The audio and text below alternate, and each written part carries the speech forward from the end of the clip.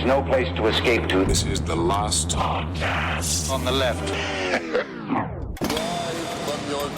That's when the cannibalism started. What was that?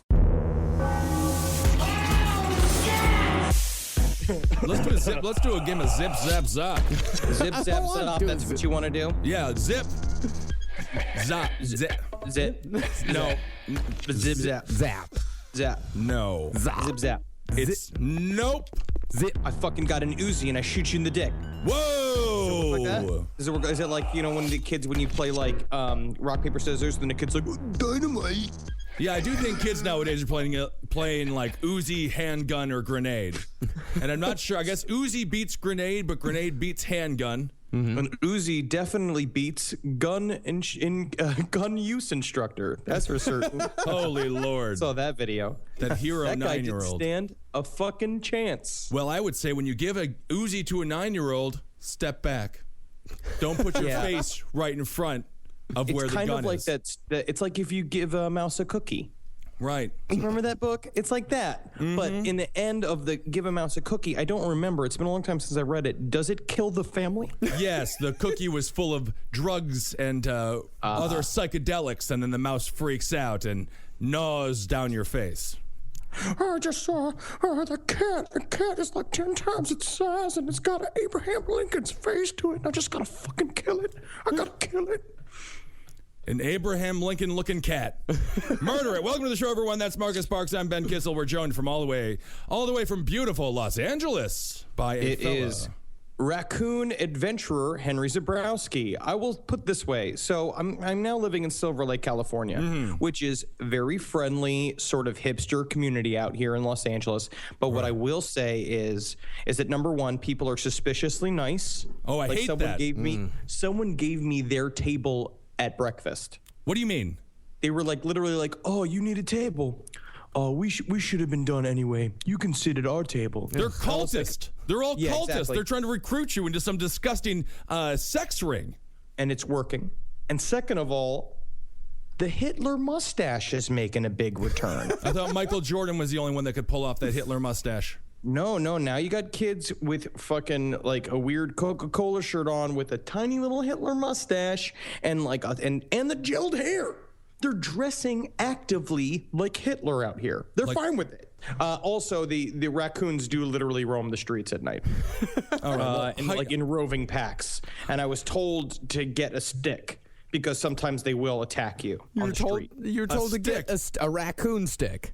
Yes. To carry around with you while you're jaunting around the neighborhood? I don't know what the fuck's happening in this city, but these raccoons are treated like royalty. They are let go. There should be a dude out here with a fucking scythe just cutting through these raccoons. If the Dan Aykroyd, John Candy movie, The Great Outdoors, taught us anything about raccoons, they're cocky, and they're assholes, and they're rude.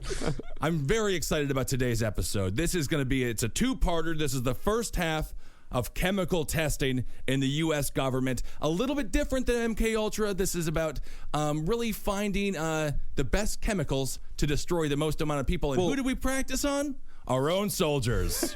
The best part about this, the thing about this topic is that you can definitely see how MK Ultra could have used the data that came from Edgewood Arsenal in Maryland, United States, which was a chemical weapon testing facility. Marcus will illuminate this further, but it's very interesting to know that like a lot of information came out on testing various weaponized gases on our soldiers and psychedelic drugs to sort of, as we've already talked about it for MK Ultra, they're trying to make a super spy. This was to try and the idea was they were trying to protect our soldiers by learning how to properly protect them from gas and psychedelic warfare. And this, of course, this started after World War II. And if you remember our soldiers during World War II, they were kind of duds. And then we sent some people out to Vietnam, some of the coolest guys around, listening to Creedence Clearwater Revival and things like that. Well, they definitely were more violent in Vietnam. Yeah, they had to be. Except for on the beaches at Iwo Jima, because those people were like fighting with swords and shit. Yeah, it was a wild time. So the Edgewood Arsenal facility from 1955 to 1975 was a place where the U.S. Army Chemical Corps conducted classified medical studies. And about... Medical studies, huh? Medical studies, exactly. There was, Very similar to Unit 731. this is, once we get into it, you'll not only see similarities to Unit 731, but you'll also see similarities to some of the Nazi medical experiments during again, World War II. With the Nazi experiments and with Unit 731, they were experimenting on their enemies. Yes. These were our soldiers. Yes, and while they did take a little bit more care than Dr. Mengele, they were still experimenting on United States soldiers. They experimented on 7,000 soldiers. They used more than 250 different chemicals. Here's an example of some of the chemicals they used. They used nerve agents like VX and sarin gas. If you remember sarin gas, there was a Japanese cult in the 90s that filled subways in Japan full of sarin gas. It was terrifying. What I will say too is I also researching this topic made me really learn what nerve gas was. I hadn't actually known what it does, but basically it just shuts off all your organs. Yeah, right. Basically, it makes your nerve seize in your brain and all over your body. So it's like your whole body just shuts down. So technically, it's sort of humane because you die almost immediately. But the 15 microseconds before you die are pretty rough. It's also very good if you're at karaoke and you want to sing a song called Have a Little Help from My Friends, but you really want to look like Joe Cocker when you're singing. The worst part about nerve agents, though, is not the people who die, but the people who are exposed to only a small amount of it. Say, you're in the World War II battlefield. You're out there in the battlefields of France. You're out there in the trenches. The guys that are in the middle of the gas cloud, they die instantly. But say you're on the very edge of the gas cloud and you only get a small, tiny, minuscule dose of it, you're about to go through an extremely painful time. Adolf Hitler, for example, was exposed to nerve gas. He went blind for 2 weeks. And when he woke up, World War I was over. Oh, he missed World War I. It's pretty sweet. And then a .0005 will automatically learn how to play the piano. So you don't know right. if it's going to be good or bad. Sometimes you that experiment turns you into Spider-Man, and sometimes that experiment turns you into Lenny from Of Mice and Men. Yeah, well, leave Lenny alone. I think Lenny's got a bad rap throughout history. Well, they also used atropine and scopolamine, which are Scopolamine is the zombie drug. That is the most powerful drug on the face of the planet. What they use in South America in order for people to go and steal money out of their ATMs and fiddle with their balls. So they'll have a whole night of activity and not remember any of it. Yeah, I mean, that's kind of like Tecates, right? Yes.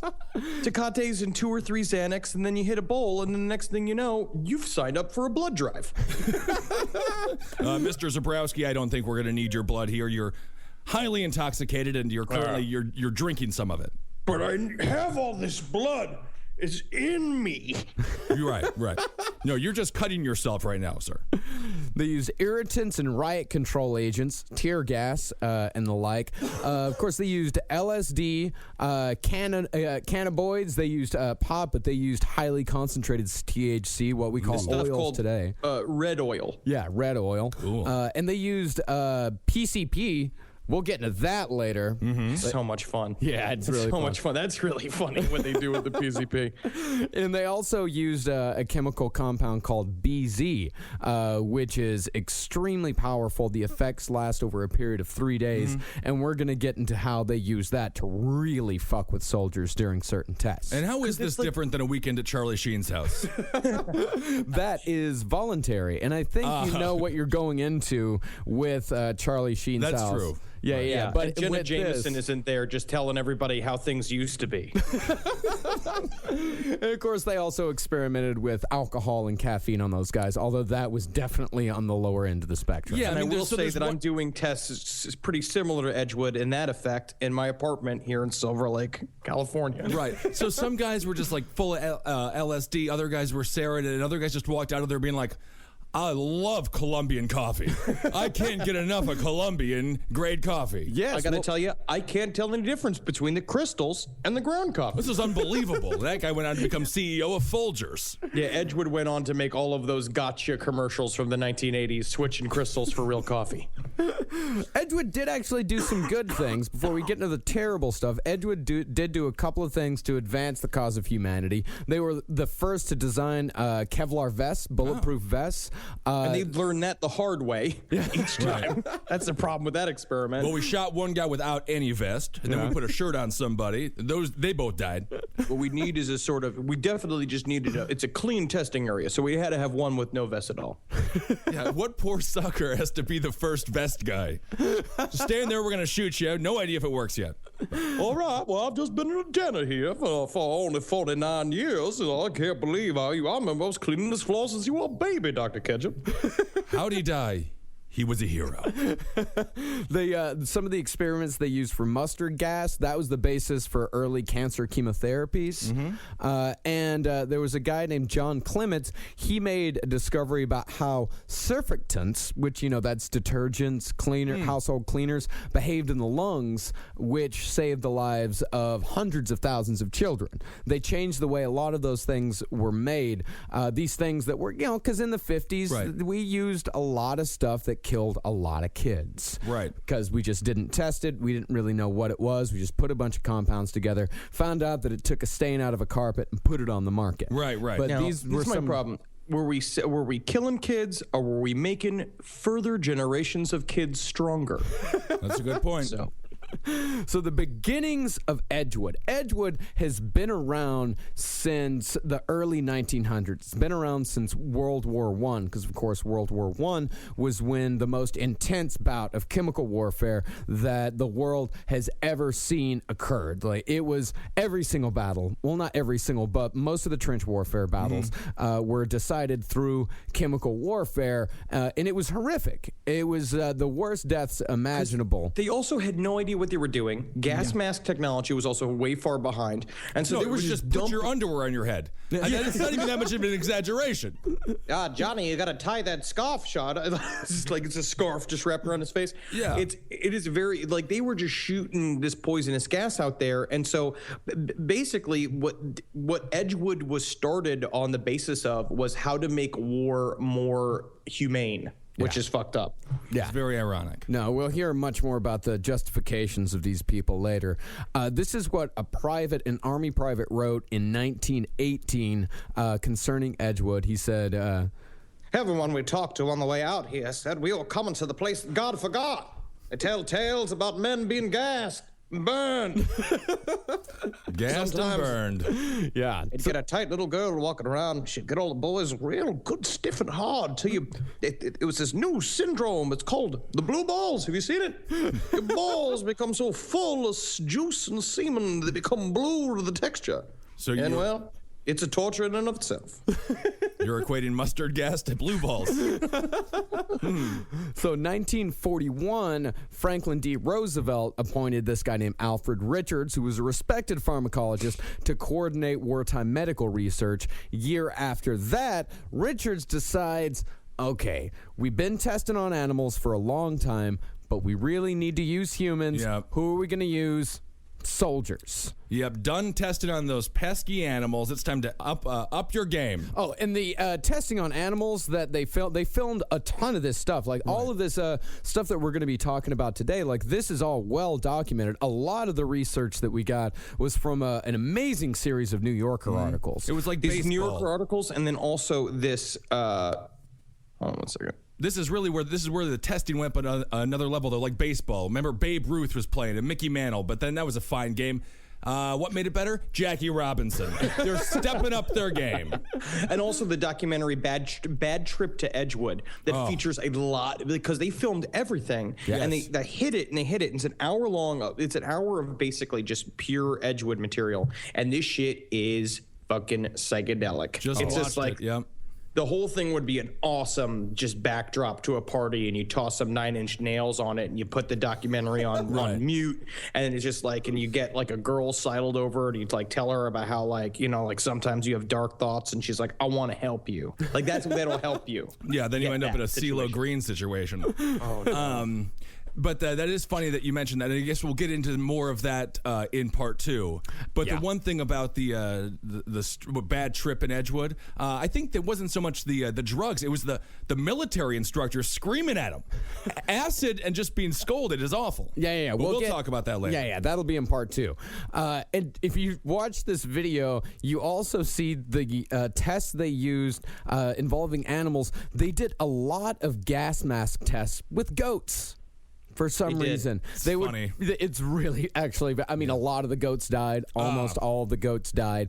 But they found out that the research they were doing on these animals was not transferable to what the effects were on humans. One of the guys said, "In the hands of competent experimenters, much can be learned concerning the prevention and treatment of gas burns in men without subjecting them to more than relatively trivial annoyance or disability." Now, He's a sociopath. He's a sociopath. And we're going to see what trivial annoyances and disabilities that they did to these people, which is absolutely insane. And what I do like with all of those videos, honestly, Bad Trip to Edgewood leads with these videos of the animal experimentation, and it's so fucked up and dark because it's just them taking the cutest puppies and like just sticking them in their heads in a box full of liquefied LSD. Right. And it just put them all in the head, and then it's just them just going like, it's just like, honestly, it's like the beginning of YouTube is like right there. Right. It's like David after dentist, but it's just give a cat 100 times the normal human dose of LSD and watch what it does. Yeah, they put a cat into a tiny little box, gave it a shit ton of LSD, and they just started setting mice loose. I'll tell you, it was a bad day for a cat. Great day for those mice, though. Those mice were destroying that cat. It was also very interesting to watch the collection of cats form a loose sort of baseball game, featuring a chopstick that they found in a garbage can and then a rolled up piece of paper. And it was just sort of like that is interesting. Grumpy Cat was the catcher. I didn't know the experiment was going to go there. So in 1948, the scientists decided that if they were really going to get some solid test results, they had to start experimenting on soldiers who had no idea what was going to happen to them. Right. But only the strongest of the soldiers. Yes, it was the top 25%. What do they call them? The astronaut class? Yes, they called them the astronaut class. The top 25%, those guys would be tested with the nerve agents, and the bottom 25%, those guys would be testing equipment. Shouldn't we be sending the lower 25% into space? Why are we getting rid of all of our good ones? Sending them to the moon. We got wars to fight here on Earth. Astronaut Class is an amazing prog rock band name. Yeah. I've heard them. They're wonderful. So an Edgewood test subject, he said that he was given the nerve agent VX, which we mentioned earlier. And VX, when it's applied to the skin, it's 100 times as deadly as sarin. So an officer comes to the soldier's bedside. He draws a tiny little circle on his arm, and then another doctor comes in with a syringe and squirts a drop of liquid onto his skin. And they said the effect wasn't necessarily immediate, but it was rapid. And the subject, he heard other people groan, and he heard one dude say like, "Oh shit." It probably just sounds like. Have you ever heard Eddie Larson from Roundtable's story of the time when he was serving as the head of this graduation chair, and he had to like organize the graduation ceremony, and he was to lead this group of kids, and he went over to they were all going to do acid after graduation, and his dealer went up to him, and it was just like, okay, here, I'm just going to put these on these tabs for you, and Ed held the tab, and then he missed and squirted the whole bottle onto his hand, and so he just became a tripping madman. And just imagine that, but it is a drug 100 times more powerful than LSD. Right. No, this is 100 times more powerful than sarin. But I mean, like, what this effect Yeah. was bordering because it made you kind of trip balls a little bit, and that VX was a chemical that Hitler was literally jealous of. Yeah. Because the Nazis had been working with poisonous gases for so long, and then finally it was like VX was like the fucking Magic Johnson of gases. And we had figured out, of course, because we're the inventors of jazz and stand-up comedy. You know. Well, one of the reasons why America was so jazzed on getting a lot of chemical compounds and using a lot of chemical warfare was because this whole thing ties loosely into Operation Paperclip, which Operation Paperclip, if you remember, was the U.S. operation to take Nazi scientists and bring them over to America to work for us. If it wasn't for Operation Paperclip, we never would have gone into space. And they Prescott Bush was sitting in a hot tub with fucking Goebbels every fucking weekend talking about how best to make our boys all loopy. That's all they did. It was like, technically, they were like party masters. You know what I mean? Like, they were just like, how are we going to make these boys trip nuts this week? And he's like, well, what we used to do in Germany is we used to cut the penis off of one of the twins and see if the other twin felt it. And he's just like, They did. How about just like weed oil? Yeah. Yeah, they were sort of like that party monster character. So the guy that was given the VX, he said that there was a radio on in the room, and he said the words made very little sense. He said there was a very calm disassociation from his environment. They gave him food, and he said that he had no idea what to do with the utensils in front of him. And he said as the test continued, this wave of tension just came over him, and he said that all of his nerve endings felt like they were being crushed in a vice. And this is from a tiny little drop on his skin. Imagine if this stuff had been weaponized and put into a gas and sprayed out over a battlefield. Then no one would know how to eat. And then they couldn't stab us with those forks that we were fighting with. Send it to game. Wisconsin. Send it to that. The other thing is like, this is just a high I've been searching for so long. You know what I mean? I've been smoking this medical weed out here, this strain called Charlie Sheen, and it makes me like, I'm like on top of a lamp. I'm like on top of a lamp, crouched like a gargoyle after I smoke like a bowl of it. Seems a little warm, though. What condition did you tell the doctors that you had in order to get medical marijuana? I said that I was looking to get kaleidoscope vision, and that normal vision is too boring for me, and that I'm too fast. I said the people keep telling me that I'm too fast and I'm too active, that I'm too productive. Oh wait, we'll and just put you down as a speedy creative then. That'll be good. So at Edgewood, during these gas tests, they had an actual gas chamber that they used. The whole thing was salvaged from a World War I Navy ship, which means it was airtight. The walls were extremely thick metal, and the only window outside was a nice little porthole. And this is where the Unit 731 thought came into my mind, where they used to put them in the chamber, pressurized chamber, and turns out humans don't like a lot of pressure. That's why we live right here on Earth. No, we pop like little grapes. Yep. The other thing is it's like, but I feel like, should we not have learned from the term fucking gas chamber? Should we not have learned from that term at this point? Can we call it like, this is our gas nook? Have you seen our gas nook? I would just get rid of gas in general. A human refrigerator or just a playpen. Just experiment room. You can call it anything, and you make it like Navy themed, and you put like the porthole, and you do like fun, like, you know, you draw like ocean scene on the wall, like a nice mural with like Captain America on it. Absolutely. So this chamber was a perfect cube. All dimensions were 9 feet, which is not a lot of space. That's really fucking small. And the only source of light inside was a 100-watt bulb mounted behind an explosion-proof shield. And they had in this 9 by 9 by 9 foot room up to 7 men at any given time. And they were all tripping nuts. Well, I mean, that's what these guys, they weren't tripping nuts at the time. Okay. These guys, they participated in chamber tests, and they told them when they were going to go into this chamber, they told them that they were going to be testing summer clothing. Ooh, so it was like a J. Crew catalog? And they're just going in there with their Nantucket shorts on and fedoras, just being like, oh, this is going to be a fun party. I hope Barbie's there. And they were told that they were doing this in exchange for extra leave time before being sent overseas. And well, you hear that a lot from witnesses on Bad Trip to Edgewood, and they all say the same thing. Was basically they were like, "Hey, would you rather pull another lab latrine duty, or would you rather come to Edgewood and try some cough medicine?" And they're all like, "Yeah." So all these people volunteered, basically thinking they were getting the easy way out of like doing chores in the army, but instead they were gassed in a tiny room. They were lied to. They were all lied to. Yeah. Well, and it wasn't even until they arrived at Edgewood that they were told that they were going to be doing gas chamber tests. And even after they were told that they were doing gas chamber tests, the officials refused to tell them what they were about to be exposed to. So it's like you line up. And then what they did is they lined these guys up. Sometimes they were dressed in protective clothing. Other times they were completely naked. And it's like, how do you feel when you're just like, well, Brian's got a whole gas mask on. Why can't I just get a gas mask? Can I have a gas mask too? No, and now give me your pants as well.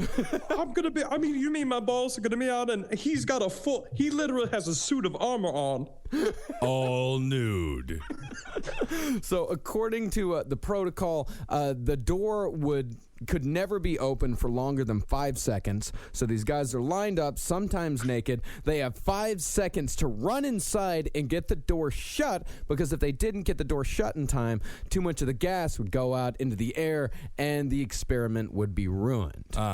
So to about 10 seconds before they were about to leave, after they'd been in there for a while, the attendant would bang on the door. They're like, all right, boys, 10 seconds, be sure to get out. And then as soon as they opened the door, they ran out again, had less than 5 seconds. No matter what had happened to them inside, no matter how badly they were burned by gas, no matter the respiratory problems that they had, again, 5 seconds to get out. And by the way, there was a handle on both sides. One on the inside, though, didn't work. But I like that, though, because it trained those guys not to get in the way when you're going into a Dwayne Reed or when you're going into a Walgreens. I hate when people open the door all slow and they mosey on out. Get in there! Get out of there! Also, these guys would be superstars at a bar bathroom. Oh, absolutely. Any sort of concert outhouse, these guys know how to open and close a door and get out. So when they were testing protective clothing, they did what they called man break tests.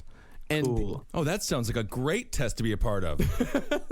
So they put these guys in protective clothing, they put them in gas masks, and they left them in this chamber for anywhere between 1 and 4 hours. Okay. And then what they would do is they would play with the humidity and temperature of the room. What they were saying is an amount of gases. So they leave them there for hours and then see how they could handle. They wanted to simulate jungle temperatures, because at this point, literally, and this was during the lead up to Vietnam as well. They had already known. Because, I mean, we did the Gulf of Tonkin and basically forced ourselves into Vietnam. They were knowing that we were heading into jungle warfare soon. Yeah. And so they were trying to create a line of protective armor for people, because assuming that the Viet Cong or whoever we were fighting was going to use weaponized gases and not a series of bamboo-laden booby-trap tunnels. Yeah. Which we should have been training for this whole time, which they should have been doing as fucking obstacle courses. It was mostly Dookie that brought us down, actually, in Vietnam, if you really think about it. Well, our eyes were all on Russia at this time. Of course, this is when the Cold War is really starting to ramp up,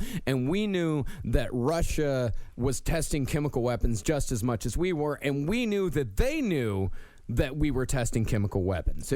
So we're trying to be in a chemical... I mean, we're in a race with Russia with everything at this point, but we're definitely in a chemical weapons race. So I will say we definitely won the race of dental care. Oh, we will destroy the Russians in nice-sized foreheads. And the other thing... Oh, there's a great documentary, though, the Donald Rumsfeld one, The Unknown Known. Yeah. And they were talking about how Dick Cheney and him, they just completely inflated the Russian numbers. And for the most part, the Russians were, they were tough, but they weren't that damn tough. No. And I guarantee you, we were winning the gas game.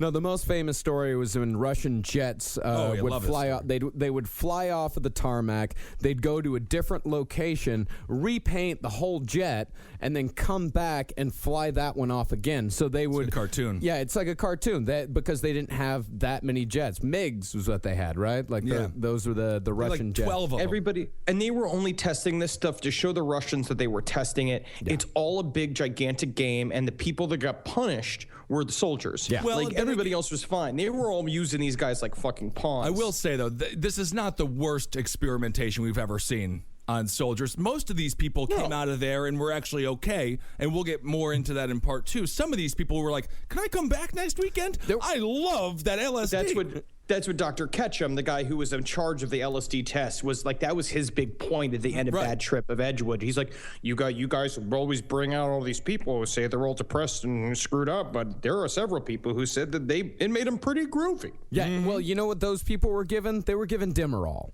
The people who said, like, I found that out in the New Yorker articles, that the people who said, like, this is amazing, those guys were given Demerol. They were given a sedative. They won the lottery. Michael Jackson juice and feeling amazing.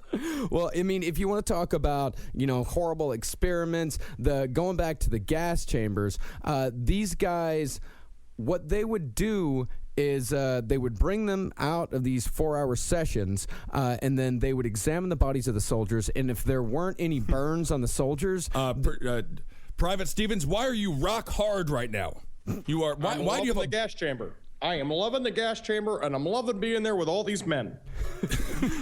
And that's how you get out of that. That's immediately how you get out of that. If you go into a gas chamber with 7 other men and you just go like, eep, they're like, all right, well, he's not ready for war. That's what I was thinking. I mean, obviously, prisoners of war, they've been all over the news lately. And I was thinking about the other day, what if you just like start getting tortured and you just start to like love it? More, more with the, electrodes, They'll you just stop. go to start sucking the other guy's dick. Yeah, just because they're going like, well, I'm gonna just go. Well, do you mind if I suck your dick?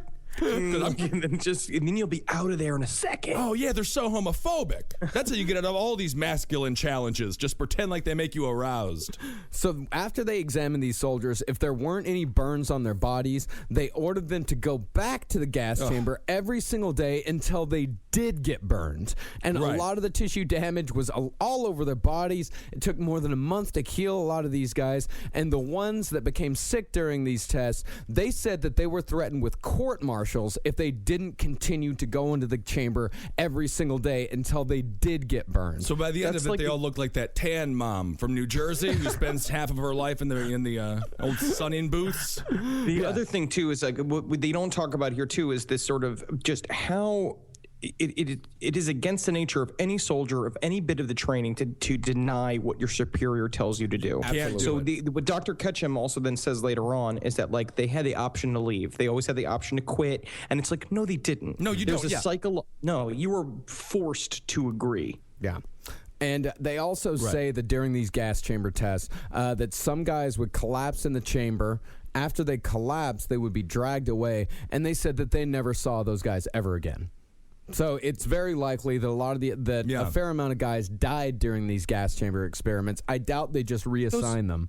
Marcus, those guys were sent to that big, awesome soldier farm upstate because there was room for them to run and stay, right? Mm-hmm. Yeah, and that's also what happened in World War II with all the people that were put on the trains. Yeah, they went to a mountain Jews land. Were having a great time somewhere in Aruba. Mm-hmm. Yeah, I've heard that. And even though we don't know how many people were tested during this time, we do know through records that the Chemical Corps Medical Division, they sent letters to more than 1,000 soldiers, and they thanked them for, quote, subjecting themselves to pain, discomfort, and possible permanent injury for the advancement of research and protection of our armed forces. But they really did. Yeah. They really did. Again, thousands of kids were saved because of these things. And I do want to say this about Edgewood, is for the most part, this is a very good example of the road to hell is paved with good intentions. Mm-hmm. Because all of these scientists came out and they all also, of course, because it was their jobs to defend it, but they all say the same thing of just being like, we were doing this for good reasons. We were trying to defend against gas attack and against these types of things and figure out how to make a weaponless war. But they're just all so stupid. But that being said, though, at the same time, they had no concern for these players. They're like an athletic director in a major NCAA football program who gives a full scholarship, and the guy stubs his toe or breaks his ankle. He's like, oh, I'm sorry, got to let you go. You can no longer help us win. I mean, they had no concern for these soldiers' lives whatsoever. No. There was a bottom line. And the big thing, too, is where this VX came out of, which I find really, one of those, fucked up things, is that the reason why sarin doesn't work very well is because it doesn't have a long shelf life in terms of being lethal. Is that once you release the gas, once it disperses, it's not lethal. So it's basically only works the first time you shoot it. And so VX came out as a thing of being like kind of making it more napalmy, which is like we're going to make sure that it comes out and it sticks to them. And it's 10 times more lethal. When God was creating semen, he had a similar problem. And that's why now semen is so sticky. I remember that old psalm. Slick was the semen that didn't make a babe. Sticky was the semen that made Solomon's hair. You know what I mean? That's right. That's right, Henry. I didn't know you read the Bible. I went to Catholic school. Very good. Well, the government not only tested on soldiers, very quickly, just a quick reminder that the government also tested on regular United States citizens. In 1951, they sprayed a bacteria over San Francisco in which 11 people were hospitalized. Marcus, one died. Get more into this. The general public was not informed that this was going to be happening. God, no. And there are plenty. There are things that happen in St. Louis that people, are. It's still rumored, but there are definitely some that are very confirmed, such as Operation Big City, which they did here in New York and cities all across America. But us here in New York City, we were definitely the ground zero for it. That was in February 1956. And they would fill light bulbs, right, for all intents and purposes, with bacteria and just drop them down in the subway system. Yeah, they would fill light bulbs with bacteria and they'd throw them in front of trains so they could see how fast the bacteria could spread. We didn't give a shit. And like we've learned, and when we were first talking about MK Ultra, we learned this story because it was like their favorite thing to do was, because the idea is that they wanted to see what the true effects were. So they didn't want to let anybody know that they were being dosed. So CIA members were dosing each other with LSD and different drugs all the time. And this is Operation Big City is where the story came from of the CIA operative who was dosed and then committed suicide by jumping out of a window. And they had these connections to whorehouses in New York where they would help them dose Johns. And we cover that a little bit. Yeah, we've covered this in our chemical war. We had a chemical warfare episode a long time ago, and we also covered a little bit in MK Ultra. But I mean, it does. I don't know if the CIA introduced crack in the 70s or 80s or whatnot, but it certainly doesn't seem like it's outside of their wheelhouse. They literally were testing unbelievably dangerous bacteria on random strap hangers in New York City. And all of this is documented, and all of this it was tried in court. These people were paid reparations. The federal government, 22 years later, after somebody died, I forget the name of the fellow, finally was just like, sorry about that. Yeah. And they also gave the family $675,000 in reparations for that. I'll take it. Yeah, that's the thing. So in 1947, this guy, Alsop Corwin, he was consulting for the government as far as chemical warfare went, and he just kind of said, almost as an afterthought, he said, one rather spectacular possibility should certainly be called to attention. This is the possibility of producing mass hallucinations and uncontrollable hysteria by intoxication. It was a throwaway line. It was just like, and this is also interesting. Well, that was we could probably produce mass hallucinations and uncontrollable hysteria. But, in the end, we would need some kind of awesome rock music to supply that as well. Right. I was going to say, I think the chapter head was like, how to make 4th of July better. That's the problem, is that if you take all the sinister stuff out of this, I'm just be like, fuck yeah. I know. Up, man. It doesn't matter what we say. I'm still sort of like, I'm going to volunteer. Yeah. So this guy, L. Wilson Green, he took that sentence and he ran with it. He combined that sentence with all the Army's research that they had done over the last, 30, 40 years on nerve agents. And he wrote a classified report. It was called Psychochemical Warfare, a New Concept of War. And I think this right here, we talked about it earlier, but this little paragraph right here, this is the basis of all of this. He said, throughout recorded history, wars have been characterized by death, human misery, and the destruction of property, each major conflict being more catastrophic than the one preceding it. I am convinced that it is possible, by means of the techniques of psychochemical warfare, to conquer an enemy without the wholesale killing of his people or the mass destruction of his property. Let's blow people's fucking domes apart. Yeah. Yeah.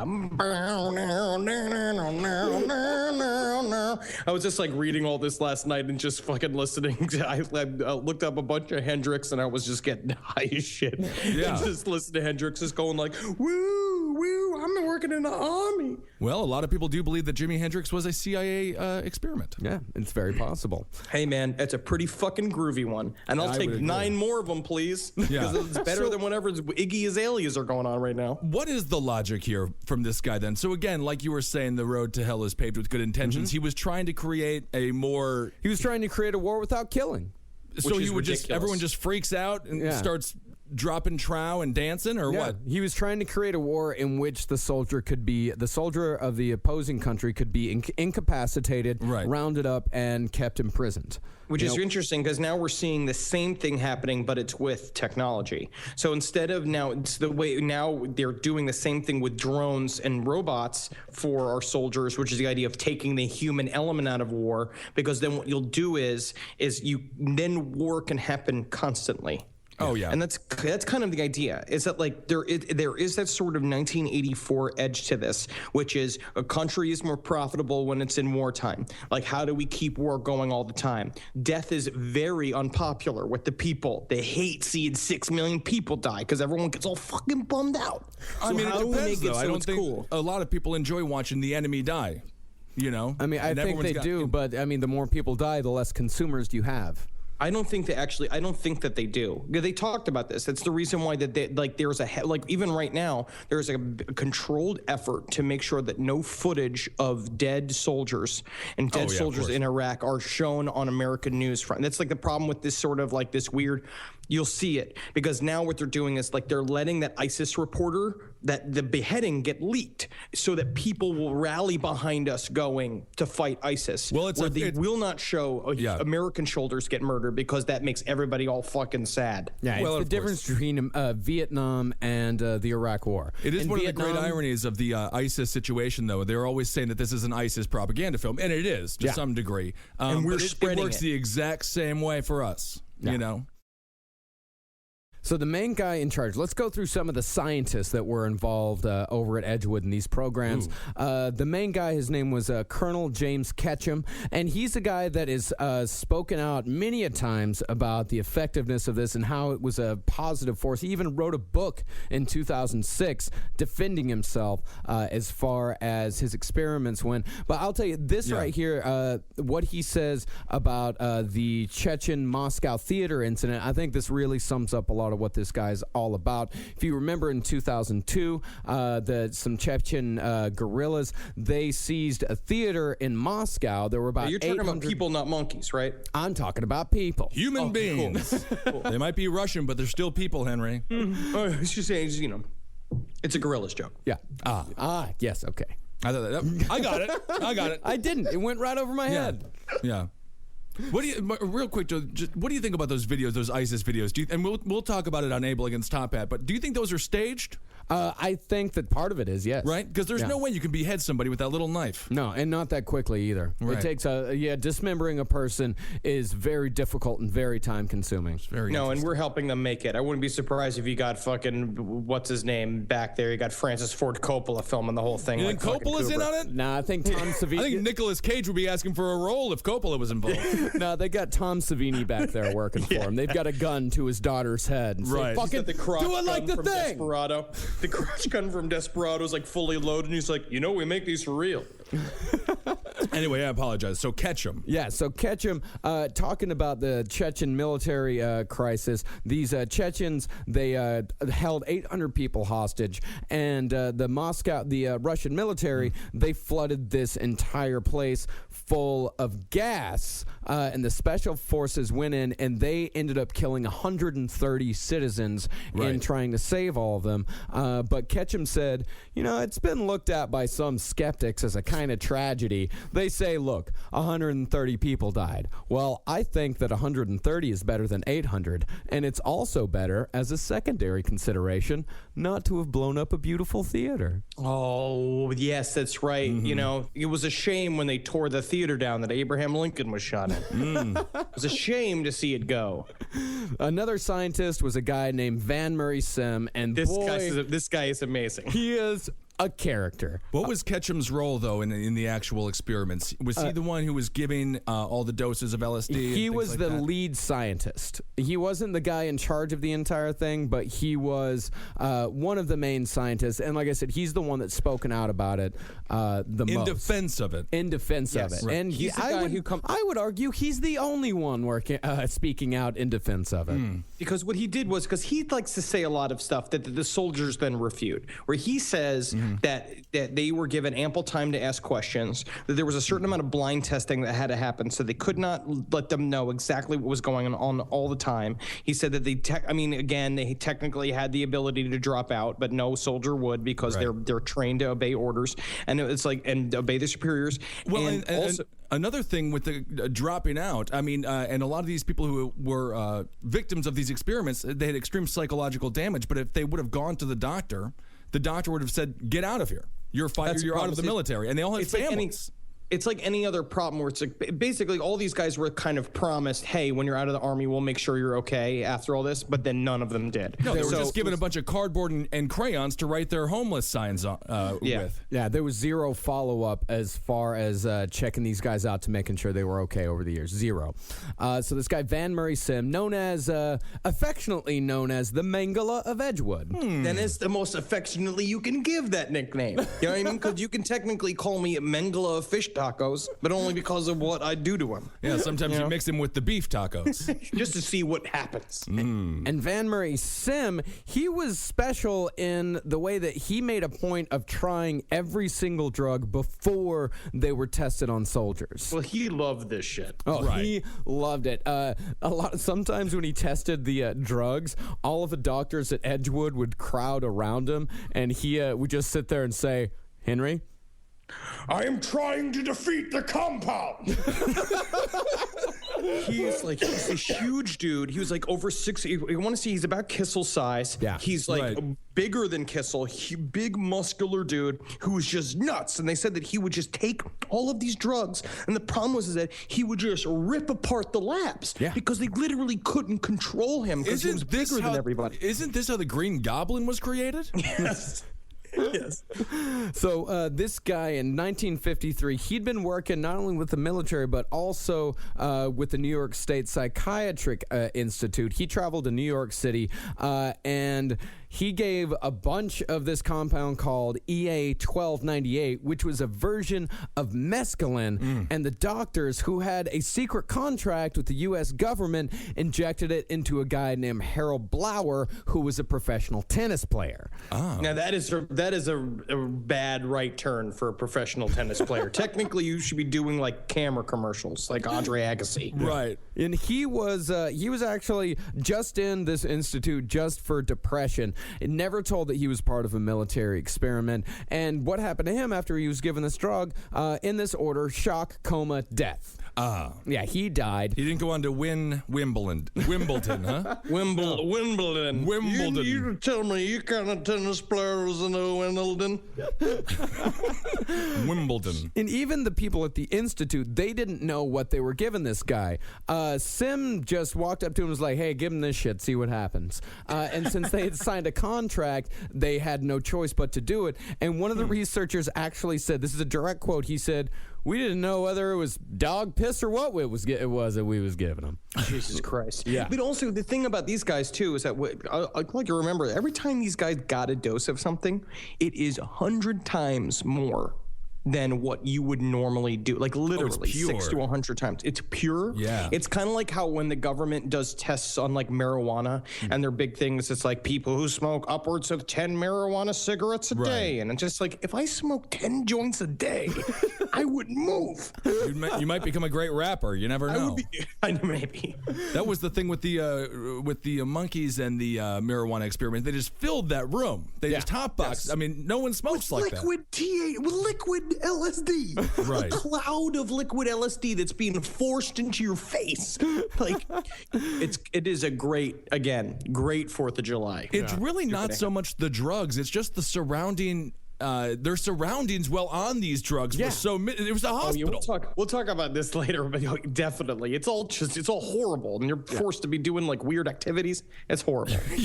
yeah, we'll talk about it. So Sim, he was famous for giving people LSD without any warning whatsoever. He'd mix them into cocktails at parties.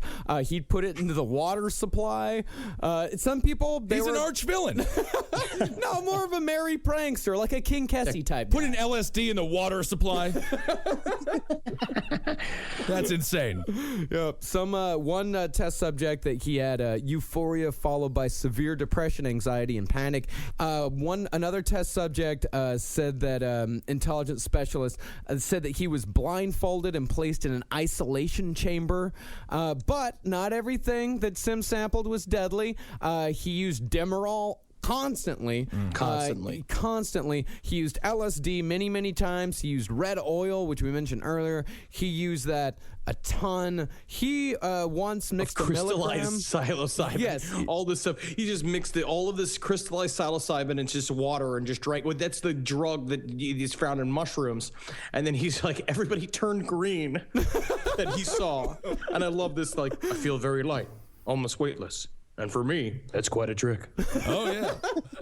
Heavyset man. So Can you imagine also just being like, oh, man, I got to go out to coffee with Dr. Sim this afternoon. I better clear out my next 3 days. Yep. I never know what to me. Does this water taste like purple to you? So It better taste like purple. I put a whole bunch of purple in it. Oh, Yeah. I'm supposed to go to the fucking DMV, man. Come on, man. You don't got to drive when you can fly, my friend. The store, man. So in 1959, they took all responsibility for volunteers away from Sim. Yes. Yeah, all responsibility. And they eventually gave him the title of chief scientist, which was nice. And they You're king of the scientists. And he's like, thank God I've already made this crown of coffee stirrers. Only in the U.S. government, when you continually mess up, you get promoted. Yeah. That's insane. How many times you poison people with mescaline and eventually become the boss? Yeah, you're the chief now, so. So they transferred all control over to this guy, Colonel Douglas Lindsay. He was a Korean War veteran. He was an army surgeon, kind of a MASH fella. You know, he was out there in the Korean War taking care of people. Athletic, small-framed. He had dash mark lips. I don't know what that means. Thin lips. So we saw a lot of tragedy, but he always maintained a nice, light sense of humor about it. He drove a pink convertible everywhere, always kept the top down, rain or shine. He had a... Whoa, hold on. What? Yeah, always had the top down, no matter what. This guy was tripping balls. Yeah. He had a... I don't know, maybe, do you guys know what a swagger stick is? I believe it's something like, remember, like in like the 1920s and you see that tiny cane? It's like a tiny cane. Yeah. I think it's a tiny cane. Yeah, if you lean on it, it just breaks immediately, but it's good for like whapping people with. Yeah. He had one of those, but it made out of a human arm bone, a fibula. So he's in charge of the volunteers. Yeah, he's in charge of the volunteers. Yeah. He was a master parachutist. Every once in a while after lunch, he'd just jump out of the second floor window. Perfect. That's not disorienting at all. There's no way you just like give a guy like 100 doses of LSD and just be like, excuse me, I got to go out for a second, and then just jump out the fucking window. So the chief of this entire thing has done more drugs than Hunter S. Thompson can possibly dream about, and then they hire a guy who has a bone for a cane. And then he just constantly jumps out the second floor window every now and again. Yeah. Right. And he also used to play little pranks. He would just be casually having a conversation with someone. He had a little beaker of VX next to him and be like, all right, well, let me show you what this does. And he'd just dip his finger into the beaker of VX. He'd rub it on the back of a shaved rabbit. And then as the animal died, because it died very quickly, he'd just walk around the room and stick his finger in a martini glass and just kind of swish it around and be like, that's fine. Can you imagine having to put in like off days, like for work with this boss, and like going up to him just being like, hey, so I'm trying to go out to Wisconsin for like a week to see my aunt or something, so can you just sign this release and stuff? He's like, just wait here a second. And then he just chokes a fucking dog to death. Oh, never mind. Oh, I guess I could stick around. Vacation can wait. So a doctor that served under this guy, he said, this is what he said about him. Henry, you want to take this one? I thought that they were crazy.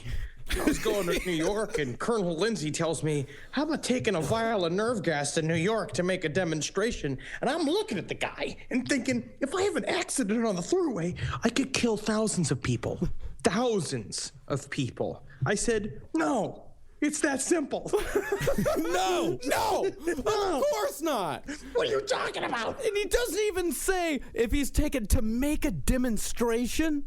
I just imagine him just stirring a martini, and he's got like one of those like pink like bandolero hats on, and he's wearing like just overalls with no clothes underneath it, just going like, hey, how about you get that nerve gas and get a trip to New York, huh? Take it on vacation. Huh? like licking his martini like a dog. Like, it's like, I don't know if you were, he's tripping so hard, his pupils have dilated to his whole eyeballs. Yeah, his eyes are just falling out of his head, and he constantly puts them back in. So as far as the psychochemical research at Edgewood goes, as I said at the beginning, these guys did Kevlar research. They did research on, human respiratory systems. It was a relatively small part, but there was also just a bunch of weird shit going on. One day, this guy Ketchum walks into his office, finds a huge barrel sitting in the corner, an oil drum barrel. It's just sitting in the corner, has no idea why it got there or how it got there. So after barrel, huh? What's that? This is a table? What is this? I don't care. Martini time, martini time. So after a couple days, his curiosity gets the best of him. A couple of days, yeah. They're army guys. They're taught to not question things. At some point, don't you just look around and be like, where did we go wrong? What happened to us, guys? So he finally, late one night, he opens it up and he looks inside and he found dozens of these small little glass vials, and every single one of the vials had filled to the brim with pure LSD, and he calculated later what the street value of this barrel was. $1 billion. It also had 200 fake mustaches, a bunch of Vaseline, a bunch of live canaries in there, all just shit. Because the idea was that you open the barrel and the canaries fly out, and that first fucking trips you up. That's and then you cool, got to dig through the fake mustaches and be like, what the fuck is this barrel of fake mustaches? And then nothing but pure fucking trippy dippy saliva town for yourself. And then at the end of the week, the barrel vanished. No one said anything to him about it. No one told him what it was for, why it was there. Where did it go? I mean, fuck, I don't know. The water supply? That's the only for that much. He said he said that there was enough LSD to get several 100 million people high in one barrel. So cool, man. Yeah. So, I mean, who knows? Where was this when I was at Florida State? I know. I was just gonna. This sounds like So, not surprisingly, no matter what Ketchum or the other guys said, it was actually fairly difficult to get volunteers for this entire thing. So they actually, and this is another fuck up the government has done again and again, is that they established monthly quotas to make sure they had enough research subjects. And anytime you suggest quotas into any sort of government system, and hell, any sort of system, then people that don't, you're going to lie to people. You're going to fuck with people, and quotas have to get cut, and they have to make their quotas. So they're going to do whatever it takes to make the quotas, which is telling them you're coming here to test summer clothing. You're coming here to you're testing cough medicine. They started lying to these guys and not telling them what they were, and they would just show up into a doctor's office and get stuck with a needle, and they would be like, "What are you sticking me with?" And they're like, "That is classified. We can't answer that." Right. Yeah. And then they'd leave. Yeah, they tell them it would be human behavioral studies, equipment testing, medical research, and they'd always They didn't lie to him. No. I mean, technically no, but that's like saying, like, I didn't cheat on you. I cheated with you because you were in the same house.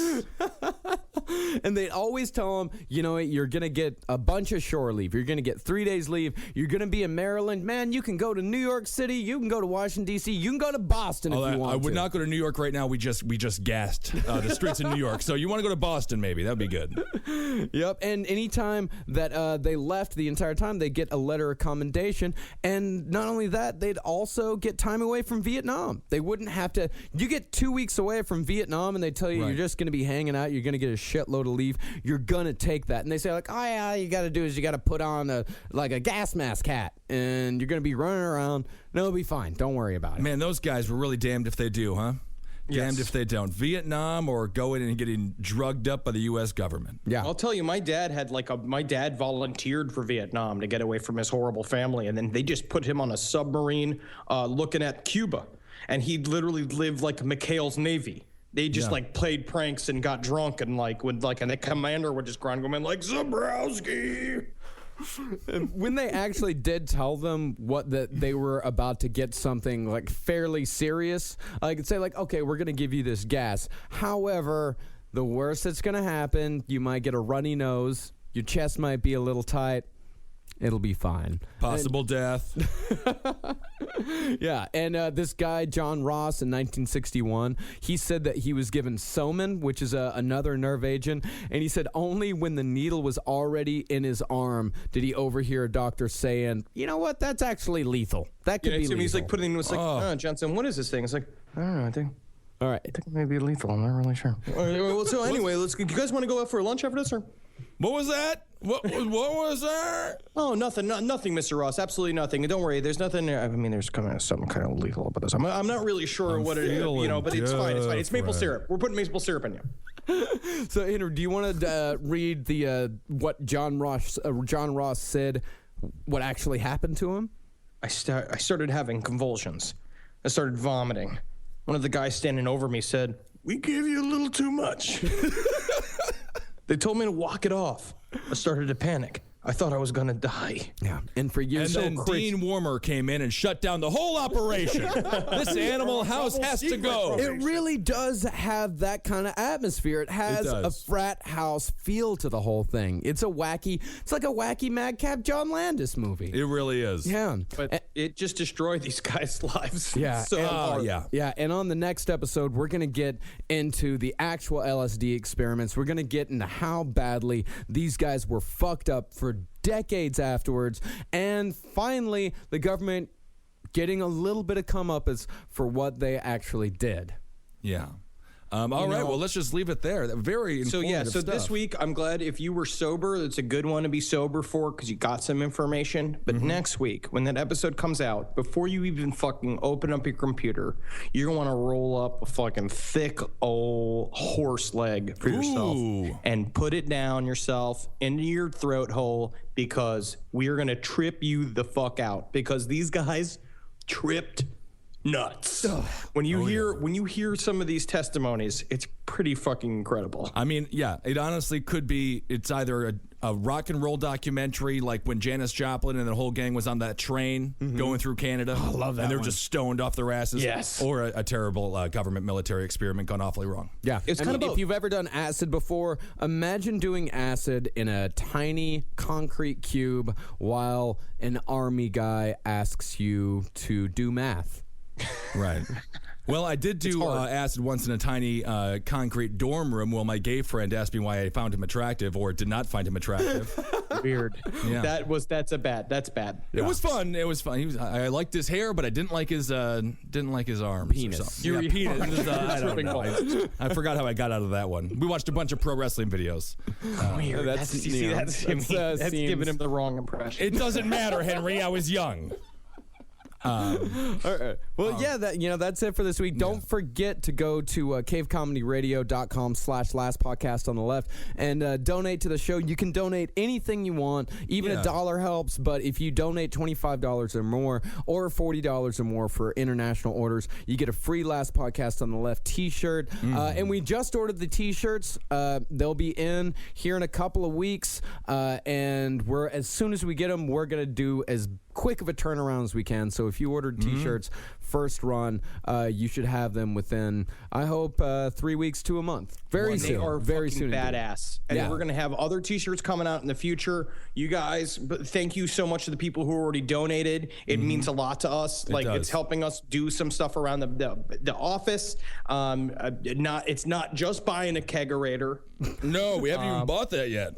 We haven't bought it yet. No. But no, it's very thank you guys so much. And do these iTunes things too. Yeah. People like this iTunes comment. Rate and review. That helps us pop up. That's actually what pops us up into the top. The top 100 is the more rates and reviews you get, the higher you are to the top at iTunes, and that'll enable even more people to listen to Last Podcast on the Left. And of course, October 5th, we got that sausage party. So come on out to that. Oh, hell yeah. And I'm just going to be sitting here in my fucking mountain castle, fucking smoking my fucking green orbs, man. Yeah, Henry. I'm around the corner from this taco stand. It's insane. I feel like you're always around the corner from a taco stand. Everywhere you go, if you will it. It's about perception. Henry, tell people how you do. How's LA going for you, real quick? LA's People good. are always LA's so very interested. good. Work is good. Yeah. We are in the middle of episode 4 of A to Z right now, and I think it's very good. I think people are going to be really surprised by the show. I think it's very funny. Awesome. It's not necessarily for the last podcast crowd, but please watch it and refrain from using any racial slurs on the NBC page, if you would. That would be appropriate. Yeah, no racial slurs anywhere, really. Yeah, Everything else is nowhere. great. Oh, and go, join the Last Podcast Facebook page, and don't use any racial slurs there either. Yeah, there's so many other words to be said. Yeah, a lot of words. But most importantly, everyone, hail yourselves. Hail Satan. Heil Geen. Hail me. Ooh. And that's a sound. Oh, My right, we'll talk body to you. getting slapped. No, Jesus. I'm watching him do it right now. I've got the video link up. All right, we'll talk to you soon. That's enough. And Magustalations.